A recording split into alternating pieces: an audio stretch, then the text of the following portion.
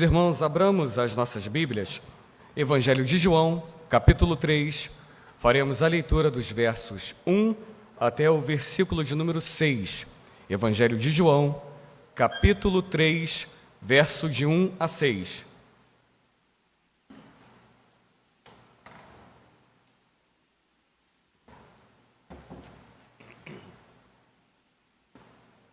João, capítulo 3, de 1 a 6. Vamos nos exercitar mais um pouquinho, nos coloquemos de pé e vamos fazer a leitura do Senhor de maneira alternada. Vou pedir a Marilyn, o Lucas já está aqui, está com a NA aí, me auxilia aí, eu vou ler o ímpar, o Lucas, junto com a igreja, vai ler os versículos pares.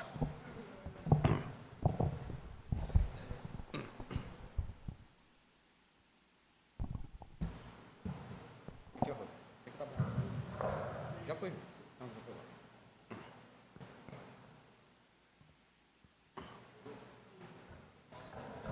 Todos encontraram? Capítulo 3 de João, verso 1 que nos diz: Havia entre os fariseus um homem chamado Nicodemos, um dos principais dos judeus.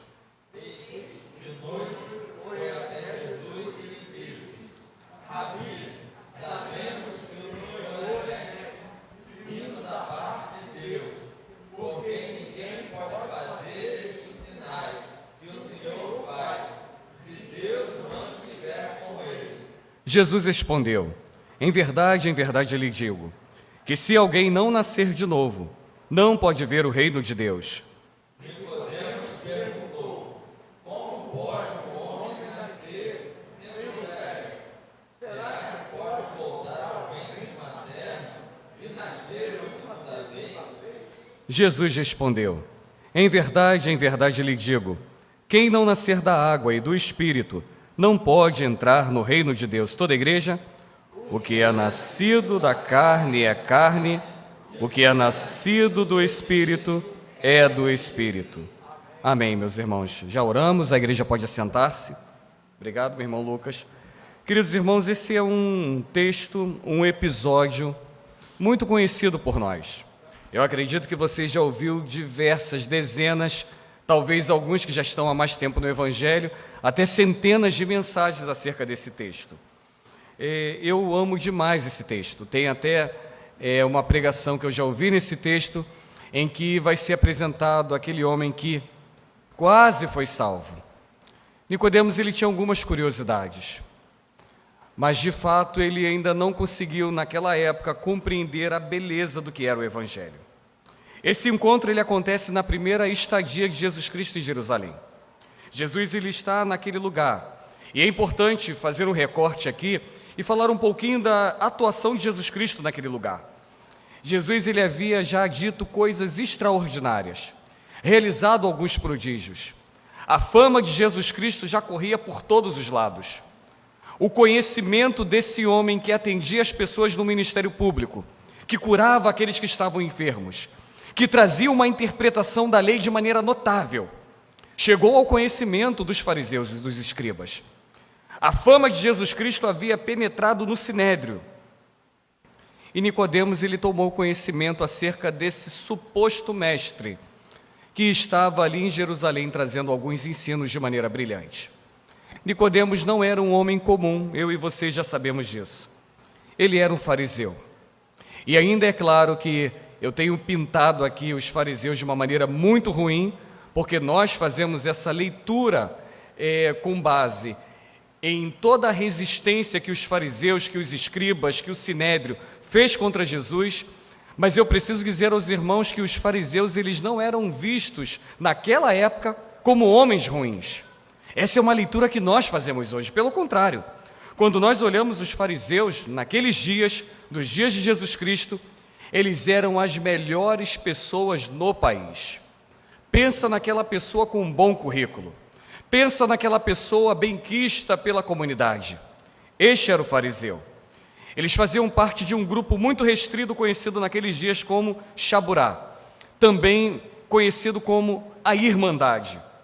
E esses que entravam nessa Irmandade, ou melhor dizendo, entre os fariseus, eles faziam uma espécie de juramento diante de 3 testemunhas. E nesse juramento eles prometiam dar a sua vida em observância da lei, ao cuidado da lei, no ensino da lei.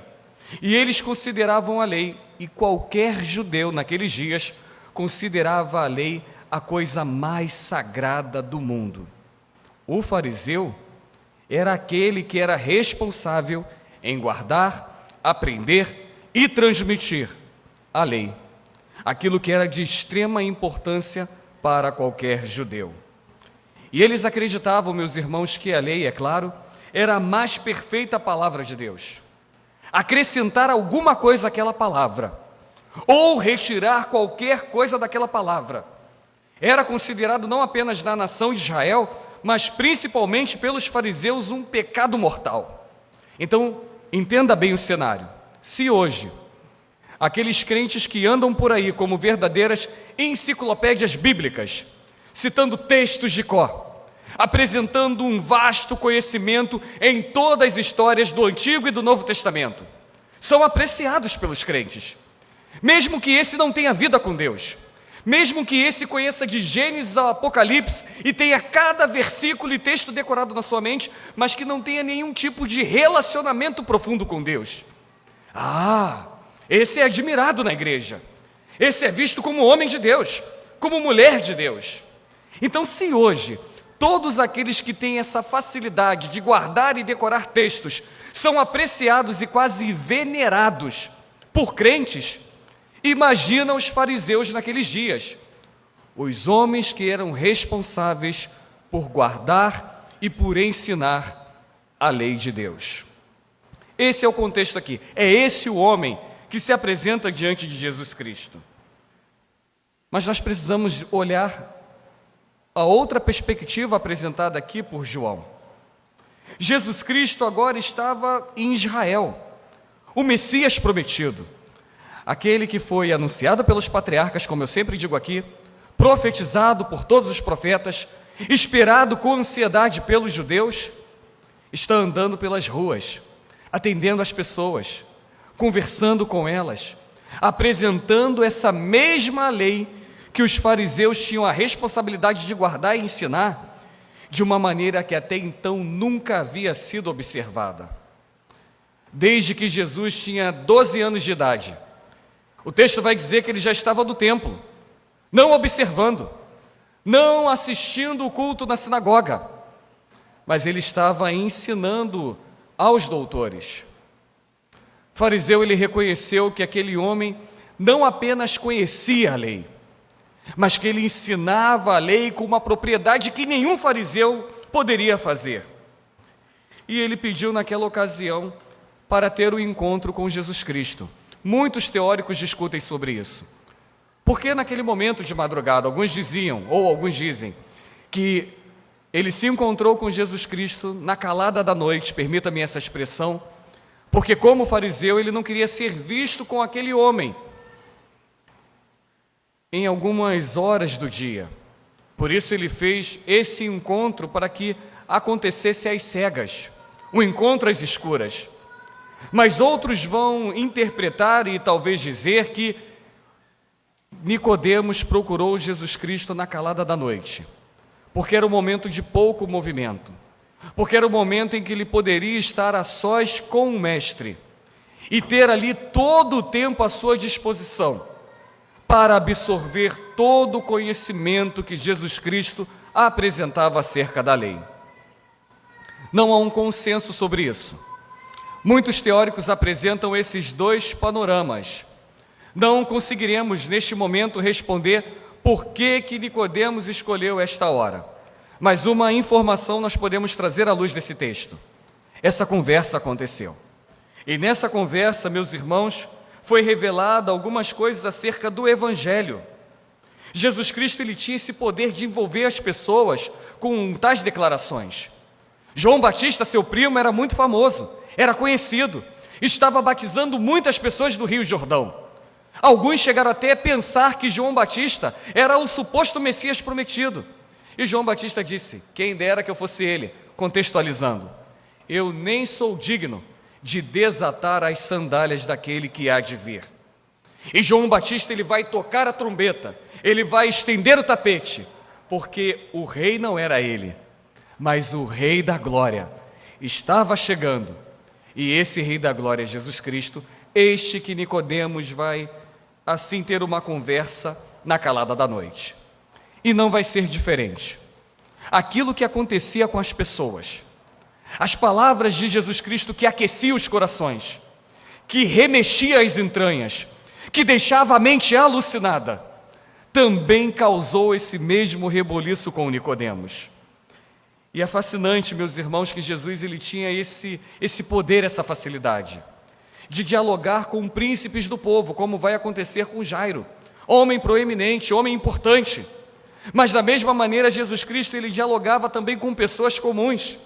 Jesus ele entra na casa de um publicano chamado Zaqueu, ao mesmo ponto que Jesus Cristo tratava nas ruas uma mulher adoentada, moribunda, que já estava há 12 anos sofrendo de uma enfermidade.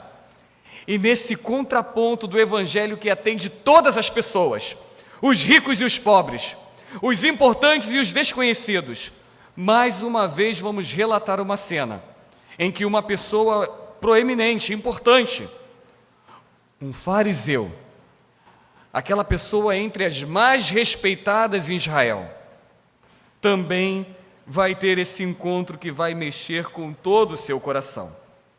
E talvez para nós pensarmos aqui ou refletirmos num tema para esse encontro, nós poderíamos pensar: nascidos em Cristo.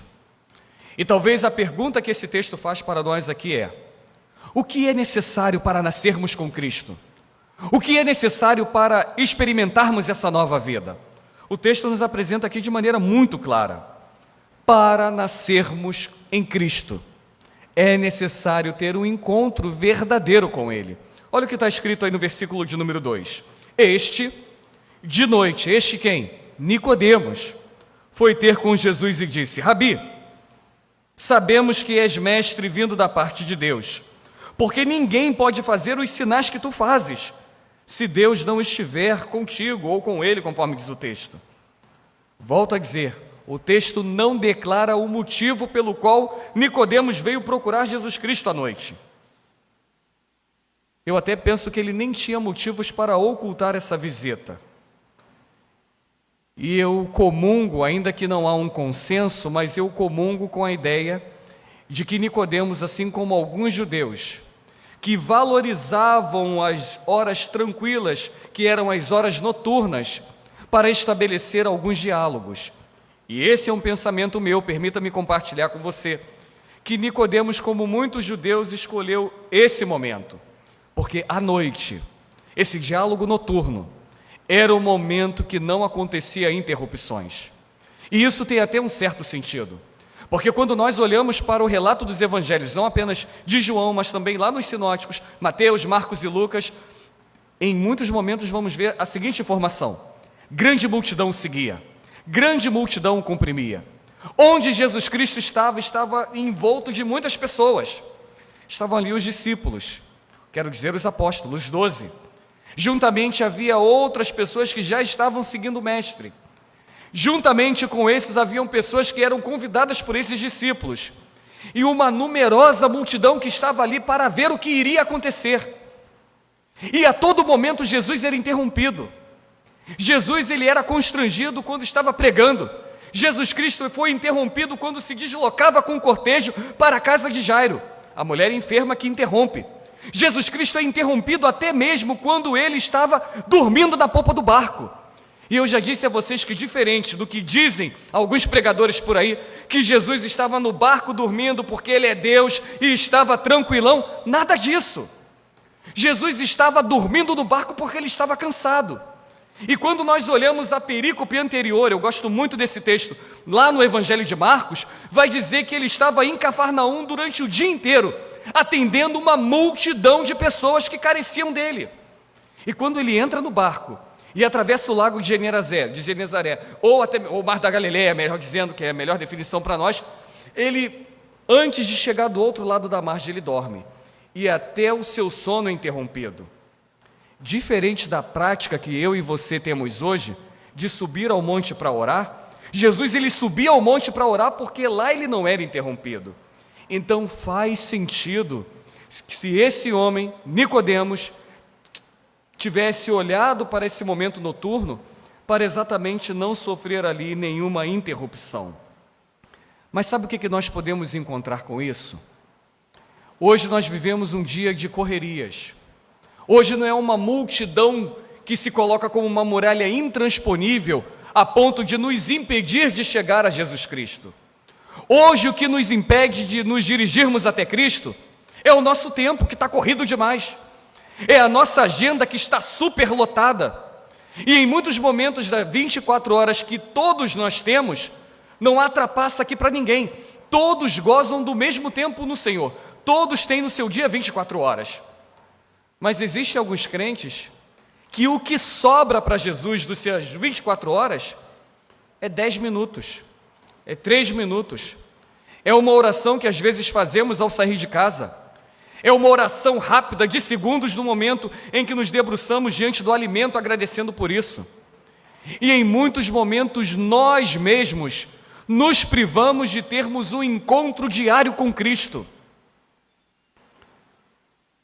É difícil dizer se Nicodemos foi salvo ou não. Tudo indica que não tenha sido salvo. Mas ele tomou uma decisão na sua vida.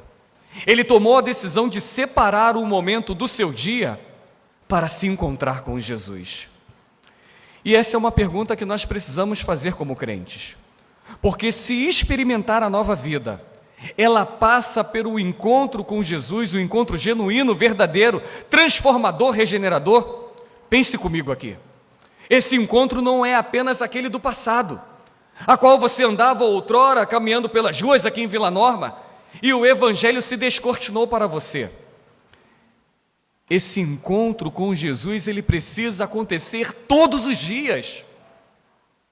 Jesus Cristo não é apenas um amuleto que nós pegamos, colocamos no bolso e já ficamos satisfeitos, igual as pessoas que andam com a patinha de coelho no bolso para dar sorte.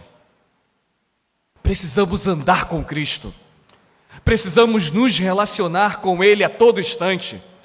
Precisamos quebrar o nosso ego e mortificar a nossa carne para vivermos de acordo com aquilo que Jesus ele requer para nós. E quando nós olhamos o ministério apostólico, os evangelhos vão narrar isso. Eles não simplesmente se encontraram com Jesus, levantei a minha mão para Cristo, e foram para um lado e Jesus foi para o outro. Não!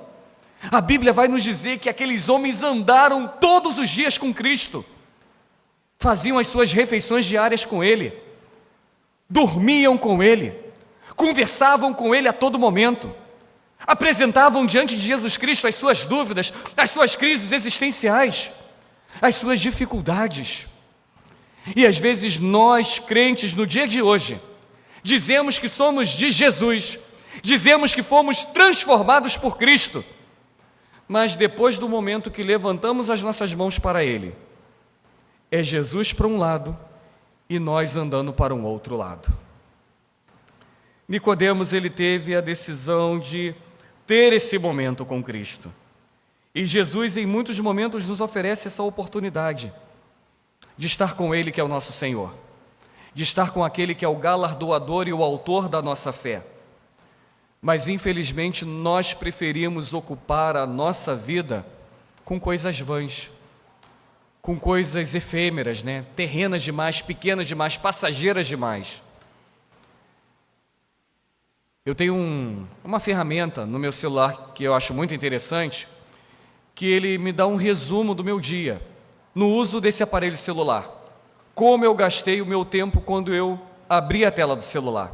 E ele faz ali a porcentagem. Olha, você gastou tanto tempo com rede social, gastou tanto tempo olhando esse texto. E teve um dia que eu fiz uma grande reflexão. Ainda que eu tenha a Bíblia impressa como todos nós temos, mas eu tenho a Bíblia no meu smartphone. Eu não tenho nenhuma vergonha de dizer isso. E eu, pastor, num determinado dia, quando peguei o meu celular, onde tem um aplicativo da Bíblia, os 100% do meu dia, no momento em que eu olhava o celular, estava canalizado para tantas coisas. Tanto tempo no WhatsApp, X tempo no Instagram, um outro tempo pesquisando no Google, um outro tempo olhando outras ferramentas. E 2% apenas abrindo o aplicativo da Bíblia. Eu estou apresentando essa demanda na minha realidade, para trazer uma amostra do que é a nossa realidade. O menor momento da nossa vida é o que nós dedicamos a Cristo. E Jesus, ele continua nos convidando para termos um encontro com Ele. Aqueles que foram transformados, aqueles que tiveram um encontro com Cristo, não podem ficar no primeiro encontro. Quando nós encontramos pessoas queridas, queremos que elas estejam perto de nós, queremos que elas andem conosco, queremos que elas vivam à nossa volta. Por que com Cristo é diferente? Eu sempre olhava esse texto aqui na perspectiva de ver um único encontro, de alguém que tem a sua vida transformada pelo Espírito Santo. Mas encontro com Deus não é só isso. Não é um momento. Agora são todos os momentos. E quando nós olhamos para o colegiado apostólico, incluindo Paulo ele vai dizer isso. É Cristo que agora vive nele. A sua vida não tem mais sentido. Ele vai dizer no momento que a sua vida é como um lixo. E poderia ser traduzida de uma outra maneira, que é muito ruim para a palavra nos nossos dias. Mas o que Paulo dizia é que a beleza de viver a vida após ter encontrado com Cristo era gastar todo o tempo para Cristo. Hoje a igreja ela não vive mais essa beleza. Hoje a igreja ela não tem mais essa alegria. Eu sei que aqui eu estou generalizando e generalizo mesmo, porque pouquíssimos crentes têm o deleite de estar na presença de Deus, de andar com Deus. Temos o deleite para fazer tantas coisas, para passear, para nos alegrar com amigos, com irmãos, mas para Cristo nós damos somente aquilo que sobra. Mas uma outra lição nós podemos aprender aqui. Se nós não nascermos em Cristo, nós não poderemos ver a glória de Deus. Nesse diálogo que vai acontecer nas horas noturnas, na calada da noite, Jesus ele fez um ataque radical a Nicodemos. No momento em que ele diz assim: em verdade te digo, se alguém não nascer de novo, não pode ver o reino de Deus. Conforme a gente diz hoje, a mente de Nicodemos bugou. Deu um pane total, entrou em curto-circuito. Ele não conseguiu entender aquilo que Jesus Cristo estava dizendo. E a gente entende isso na resposta que Nicodemos ele dá a Jesus. Ele diz: como posso eu nascer de novo já sendo velho? Porventura poderei eu voltar ao ventre da minha mãe e nascer por uma segunda vez? Quem diria? Nicodemos. Lembra? Fariseu, doutor da lei, guardião da lei, responsável por ensinar a lei, respeitado pelo povo, venerado pelos judeus. Não conseguiu entender uma aplicação tão simples que Jesus estava fazendo ali. Para ver o reino de Deus, é necessário nascer de novo. E ele não conseguiu entender porque a sua mente estava elucubrando ali, discutindo ali, possibilidades humanas. Será que ele está querendo dizer que eu tenho que voltar ao ventre da minha mãe? Talvez por alguns momentos ele pensou naquilo que o texto diz para nós, né? O Evangelho é loucura para aqueles que não compreendem o Evangelho. Talvez naquele momento ele tenha pensado que Jesus Cristo era um louco, um insano, que estava dizendo algo absurdo para ele. Queridos irmãos, nem a sabedoria lógica, nem os pressupostos fundamentados na lei, nos profetas que Nicodemos tinha, foi suficiente para compreender as palavras de Jesus Cristo. Jesus não estava falando, eu e você já sabemos disso, que ele tinha que voltar ao ventre da mãe. Mas Jesus estava falando com ele de uma transformação de mente. Jesus estava falando com ele de uma transformação de atitude. E aí eu volto a dizer, aplicar aos irmãos. Quando eu entrei na igreja, no finalzinho da década de 90, eu tinha um apreço grandioso por um pastor aí da mídia, que era uma verdadeira enciclopédia bíblica. Respondia todos os versículos e eu falava: uau, está ali um homem de Deus. Você pode ler a Bíblia do Gênesis a Apocalipse e decorar todos os seus versos, Você pode até se tornar com os estudos doutor em teologia. Mas deixa eu dizer uma coisa para você. Ser doutor em teologia não é o mesmo de ter comunhão com Deus. Tem muitos homens e mulheres que já leram toda a Bíblia. Há muitos homens e mulheres que têm um vasto conhecimento teológico. Há muitos homens e mulheres que são conhecidos hoje como doutores da lei. Mas por não terem transformado a sua mente, o seu coração, mediante o poder do Evangelho, caminharão com toda a sua teologia, com toda a sua facilidade de repetir versículos, para o inferno. Os fariseus e os escribas pensavam que andar com Deus era conhecer a lei. Eles conheciam a lei, mas não conheciam um Deus que se revelava na lei. Há muitos crentes assim, frequentadores assíduos de igreja, ocupando cargos, possuindo títulos, repetindo versículos, sendo aplaudidos por multidões de crentes, mas que ainda não tiveram um encontro genuíno com Jesus Cristo.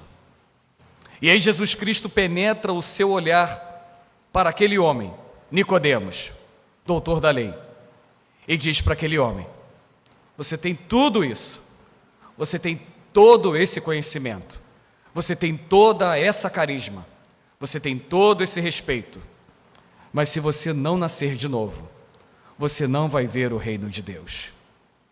Vocês estão compreendendo a profundidade do Evangelho, meus irmãos? É muito maior do que frequentar igreja.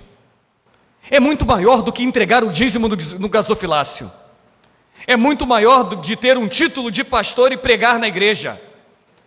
O que Jesus estava dizendo para aquele homem, que se verdadeiramente ele não tiver um encontro genuíno com Cristo, não tem jeito. Nós temos medo de falar isso. Ficamos constrangidos de dizer para as pessoas essa verdade do Evangelho. Mas a verdade é essa. Se não tiver um encontro com Cristo, pode frequentar qualquer lugar, pode ter passado por muitas religiões, pode ser o mais rico do mundo, mas irá para o inferno com tudo isso. E quando nós olhamos, meus irmãos, ainda para esse texto, já no verso 6, o texto nos ensina uma outra verdade. Olha o que Jesus está construindo com Nicodemos. Em primeiro lugar, aqueles para nascer em Cristo precisam ter um encontro verdadeiro e genuíno com Ele. Esses que desfrutam do verdadeiro encontro e nascem com Cristo, somente esses podem ver a glória de Deus. Não há outro caminho para ver a glória de Deus a não ser por intermédio de Cristo. E esses que são nascidos em Cristo e que podem ver a glória de Deus, esses são do Espírito e não da carne. E aí Jesus vai dizer o seguinte, verso 6, olha aí na sua Bíblia: o que é nascido da carne é carne, o que é nascido do Espírito é do Espírito. Não tem meio termo, não tem mais ou menos, não tem, eu ainda não me decidi o que vou fazer. Ou é da carne, ou é do Espírito. A Bíblia ela tem algumas definições quando ela vai falar sobre carne. Mas em muitos momentos essa proposta de falar aquele que é da carne é o estado da natureza humana separada de Deus. E esse que está separado de Deus é totalmente depravado, é totalmente impossibilitado de buscar a Deus. E esse só terá um encontro com Cristo, só poderá desfrutar da transformação regeneradora do Espírito Santo, se o próprio Espírito Santo, através do amor de Deus, o atrair com as suas cordas de amor. Nós temos um jargão que nós dizemos entre nós, é comum, principalmente em relação àquele que está no processo de visitar uma igreja, de receber o Evangelho, e normalmente dizemos: pastor, ele está buscando, ela está buscando. Deixa eu dizer uma coisa para você: O homem natural não busca a Deus, porque ele está totalmente depravado, mergulhado nos seus delitos e pecados. Quando esse homem ele tem o passo de ir a um lugar para buscar o Evangelho, é porque o Espírito Santo já está trabalhando no seu coração. E quando o Espírito Santo já está trabalhando no coração, chega num lugar onde o verdadeiro Evangelho é pregado, esse Evangelho entra no seu coração como uma flecha, rasga as suas entranhas de ponta a ponta, divide o seu ser. E agora ele começa a entender que a sua vida não tem sentido, e que essa verdade chamada Evangelho, a saber, Jesus Cristo, é tudo aquilo que ele precisa para os seus dias. João Calvino ele vai construir essa teologia. João Calvino foi o primeiro a trabalhar a ideia do senso divinitatis, o senso de divindade que todo ser humano tem, que caminha sobre esta terra, experimentando ansiedades, passando por muitas crises, vivendo o vazio na alma. E esse homem, ele não sabe que a sua alma está anelando, ansiosa pelo encontro com Deus, porque ele foi feito para adorar a Deus, mas ele ainda não sabe. E quando ele entra na igreja, quando ele está num lugar onde ele recebe um folheto, onde ele recebe uma palavra do Evangelho, quando o Espírito Santo trabalha, a sua alma é rasgada, e ele agora se apropria das coisas do Espírito. É exatamente por esse motivo, após nós passarmos pela regeneração, pela salvação, pela justificação, que é um ato instantâneo na cruz, nós entramos agora num processo de santificação. Nos outros processos nós não cooperamos. Não existe a ideia de que Deus fez a parte dele e você teve que fazer a sua parte, não. Somente Deus fez a parte dele, porque nós estávamos entregues ao pecado. E quando Deus ele fez a parte a qual lhe cabe, através da sua graça, através do seu amor, quando Deus ele toma a iniciativa através de Jesus Cristo que morreu por nós na cruz, quando Jesus Cristo ele nos alcança através do seu amor e mediante a fé que o próprio Deus coloca em nós, passamos pela regeneração, somos salvos pela graça de Deus, somos justificados na cruz e todas as nossas faltas do passado são anuladas. E agora nós entramos num novo processo, que é o processo de justificação, ou melhor, de santificação. É o processo atual que eu e vocês estamos vivendo. Agora sim, esse processo ele é sinérgico, quero dizer, de cooperação. Agora sim, Deus ele faz a parte dele com o seu Santo Espírito e você faz a sua parte. É o que Jesus está trabalhando aqui. Até o homem natural tem essa ideia. Só que lá fora ele diz o seguinte: de um lado tem aqui um anjinho falando no meu ouvido, e do outro lado tem um diabinho falando aqui. Mas a verdade não é esta. A verdade é que de um lado tem o Espírito Santo nos conduzindo nas obras do Espírito, dizendo como nós devemos viver, como nós devemos agir, como devemos nos portar diante de Deus e diante do homem. E do outro lado não é o diabinho, mas é o nosso coração, que a Bíblia vai dizer que é enganosa, que é do nosso coração que procedem os maus desígnios. E esse nosso coração que ainda tem inclinação para o pecado, está dizendo para nós: vai lá, pode fazer isso, não tem problema, não vai dar nada. E nós ficamos nesse conflito, o coração pedindo algo, e o Espírito Santo dizendo para nós: não, agora sua vida pertence a mim. E Jesus vai dizer isso para Nicodemos: uns são da carne, outros são do Espírito. Os que são da carne são aqueles que ainda não receberam o Evangelho.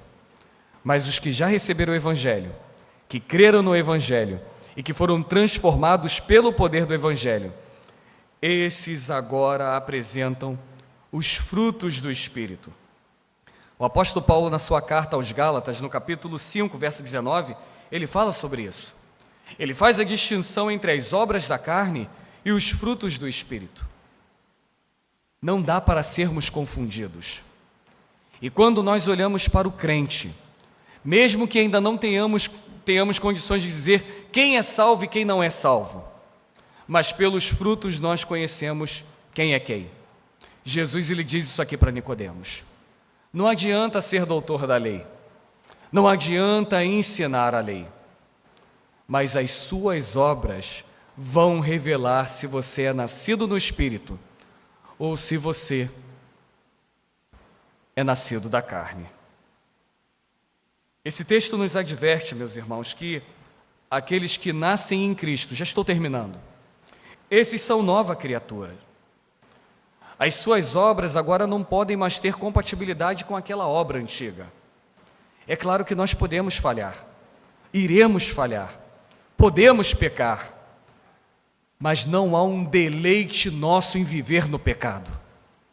Quando o pecado ele vem até nós, traz tristeza, produz arrependimento para nós, nos leva a nos apresentarmos diante de Deus, confessando os nossos pecados a Deus. Agora, quando o crente vive em deliberalidade, alimentando o seu pecado dia após dia, como um pet de estimação que está preso à coleira e que não pode ficar longe de nós, precisamos refletir nessa palavra aqui de Cristo. Não importa se tenha 10, 20 ou 30 anos de evangelho, o que temos apresentado diante do Senhor? Obras da carne ou frutos do Espírito? E é essa pergunta que eu quero encerrar essa mensagem para a nossa reflexão. Precisamos fazer esse olhar para nós. Não é o outro que tem que apontar para nós. Não somos nós que temos que apontar para os outros. Mas é aquela reflexão consciente que fazemos diante de Deus. Quem somos nós diante do Senhor? Que Deus tenha misericórdia das nossas vidas. Vamos colocar de pé, vamos orar?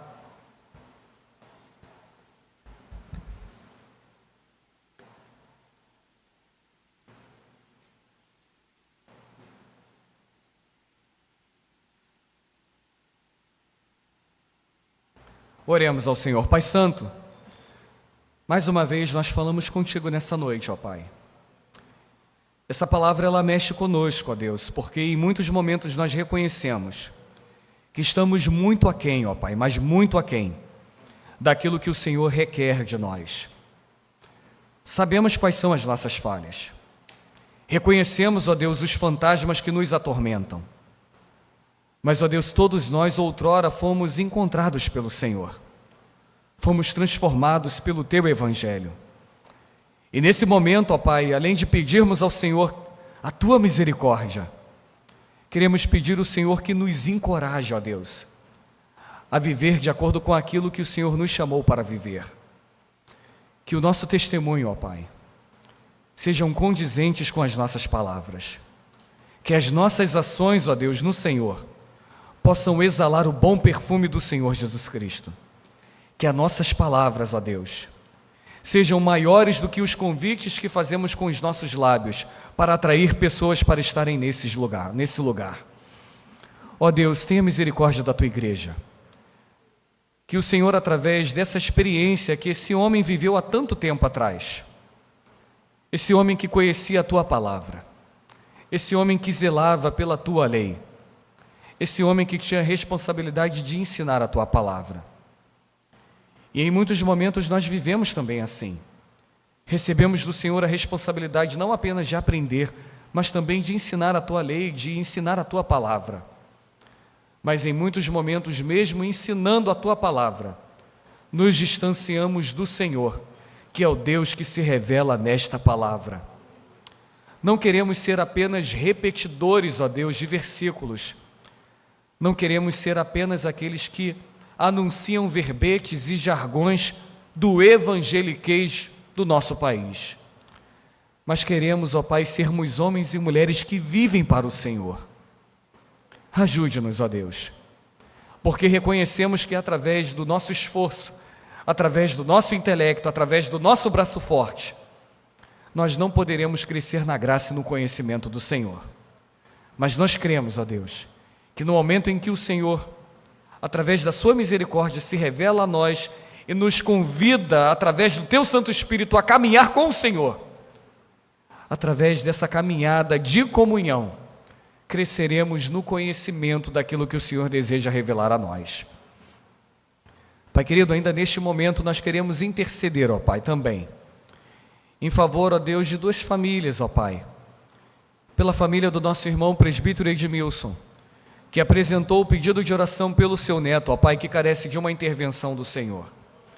E assim, conforme o Senhor tem sido gracioso para tantos irmãos aqui neste lugar, que tem testemunhado, ó Deus, curas miraculosas no Senhor, assim a tua igreja mais uma vez apresenta, a Deus, este pequenino, este cordeirinho, ó Deus, que acabou de nascer e que já apresenta algumas complicações na sua saúde. Tenha misericórdia dele, dos pais, da família. Entra com a tua providência santa, Pai querido. Não por nós, não pelo presbítero Edmilson, mas para que o teu nome seja glorificado entre os homens através dos teus grandes feitos. Ó Pai, também queremos interceder em favor do Marcos, ó Pai, esposo da nossa irmã Miriam. Agradecidos, ó Deus, pelo procedimento cirúrgico, que pela tua misericórdia ocorreu tudo bem, ó Pai. E agora o teu servo já em casa, nós oramos ao Senhor, que ele tenha um restabelecimento da sua saúde, que ele obtenha no Senhor a cura, Pai. Não para andar pomposo nas ruas de Vila Norma dizendo que escapou porque teve sorte, mas que ele possa, ó Deus, olhar para o Senhor e reconhecer que grandes coisas o Senhor Deus fez por ele. E que essa graça, Pai querido, gere, ó Deus, transformação na alma e não apenas a cura na carne. Que esse homem seja curado, ó Deus, dos seus pecados.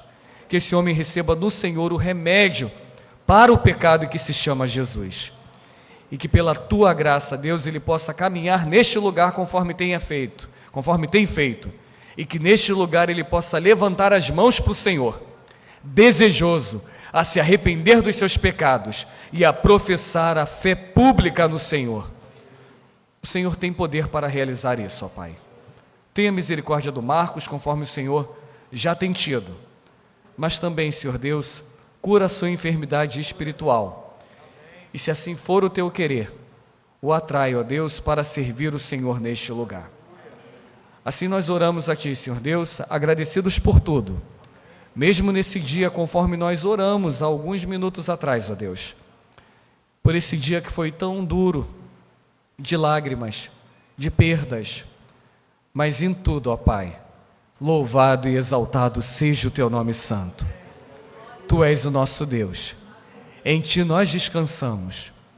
Se o Senhor foi capaz de nos alcançar através de Cristo, e agora, Pai, como Teus filhos, sabemos que o Senhor continuará cuidando de cada um de nós até chegarmos à eternidade. Leva-nos para os nossos lares, ó Deus. Dá-nos, ó Pai, um dia abençoado, um fim de noite abençoado na Tua presença, e que nessa semana, Pai querido, seja uma semana de renovo, de alegria e de gozo na Tua presença. Em nome do Senhor Jesus Cristo, assim nós oramos. Amém e amém, Senhor Deus. Vamos receber